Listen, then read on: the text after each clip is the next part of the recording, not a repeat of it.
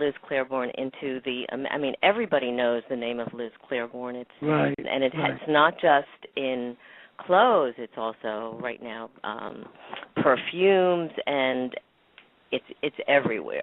Variety of accessories, absolutely. We overcame a lot of obstacles, and you use the phrase "break the rules." I use it too in the book because we did break the rules, and it almost goes back to the very beginning of our company. The fact that we decided, well, we made a couple of decisions up front in the company. The first, I think, most important for us in terms of how we began the company is that we said we wanted to sell department stores. That was really an area that I understood as the person in the company who would be in charge of sales and everything related to sales, and where I felt we would have the best opportunity, that if we were successful, that was a very good way for us to grow, and fortunately it did turn out to work that way. What was interesting is here we were going to manufacture these coordinated separates, and nobody else was doing that. There were separates that were on sale in department stores, but they were separates in separate departments. So if you walked into a department store in the mid-1970s,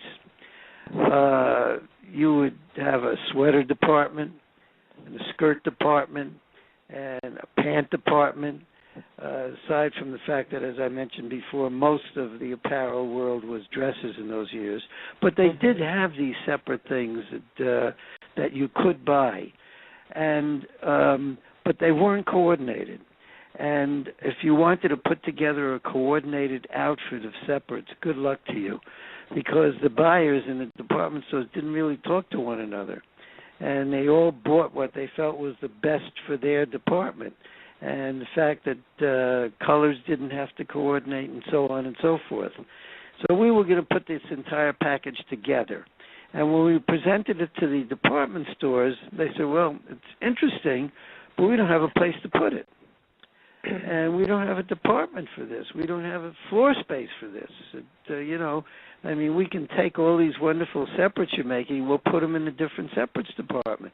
And I said, no, that exactly takes away from what it is that we're trying to do. We want them to be in one place so a consumer can walk in and quickly see that on the rack in front of her is the ability to put together a complete outfit that works, that coordinates by color and every other way. And it was very difficult. And we got a few stores to try it. One of the first was a store that was very important in New Jersey back then called Bamberger's. It's now Macy's, but they were a very important chain of their own back in the 70s. And we worked out a test program with them. And they created some space for us in one of the branches, and we shipped them the merchandise. And fortunately for us, and I guess everybody in the time following, the stuff sold like crazy. Women just grabbed it. They loved it. And so Bamberger's was sold, and once Bamberger's decided, okay, we're just going to make room for this phenomenon and see what we can do with it, other retailers, when they started hearing about some of the results, followed suit. And I would say within a year, and maybe even less, but let's say a year, our biggest problem in the company became making enough merchandise. That's the problem. And that should be everybody's problem, right? Exactly. You grew to a multi-billion-dollar company. You did that certainly with branding, but without advertising. Now that in today's world, that's phenomenal. How did you do that? Well, we felt that we were more marketers than we were advertising. It was another area that was my responsibility. And we did a number of things in terms of marketing the product that I thought were work for us. Number one, as we developed our brand and as consumers went out and bought the brand, we pointed out this new thing that was taking place to the fashion magazines. And we said, these are your readers that are interested in our product.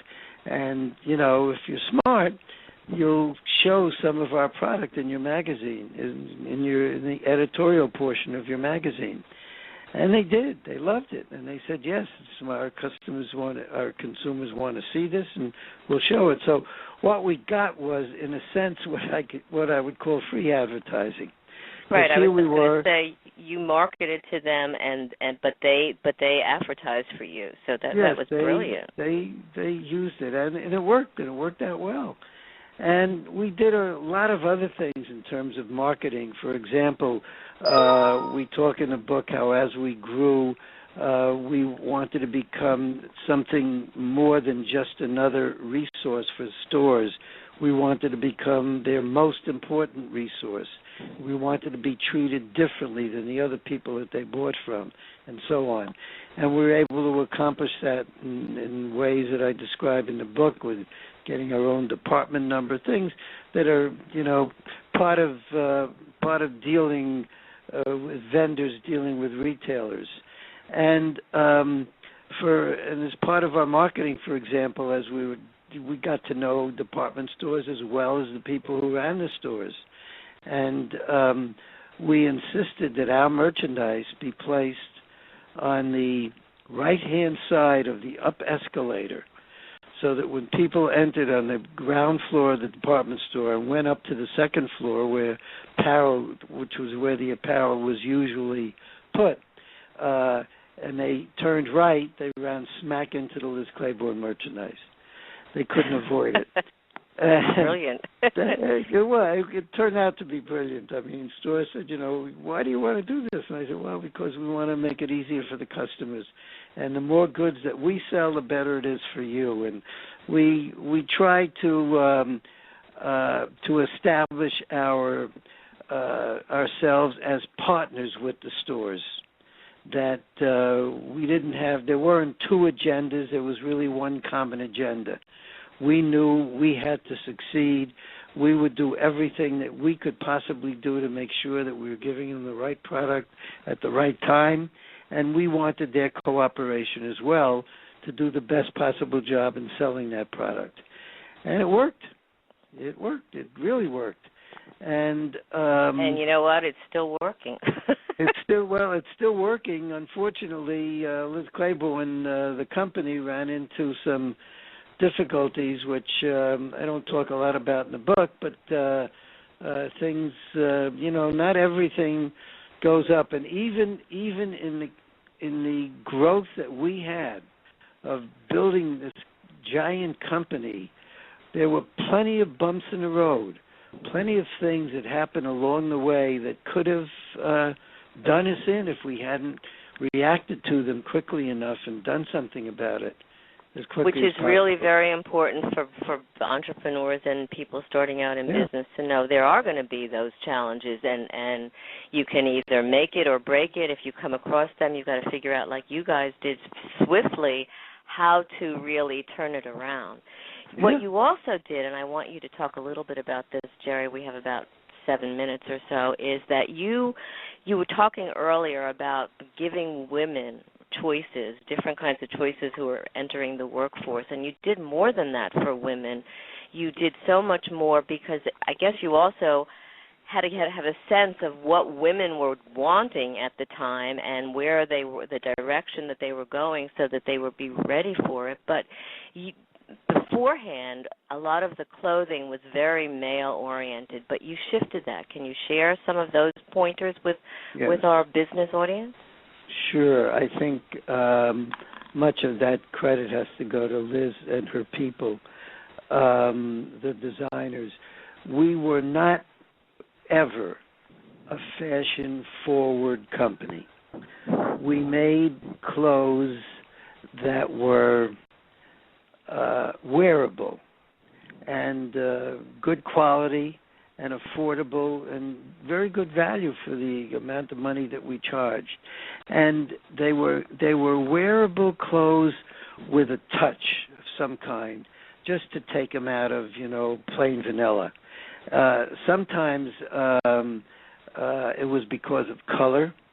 Liz had an extraordinary sense of color, and we tried to get that message across to the consumer that you can look more colorful, you can do this, and you can put certain colors together because here we've done it for you, and take a look, isn't it nice? And give women an opportunity to experiment a little bit, to express themselves. And yet, at the same time, to make sure that everything that we were making for these women were clothes that they could easily wear.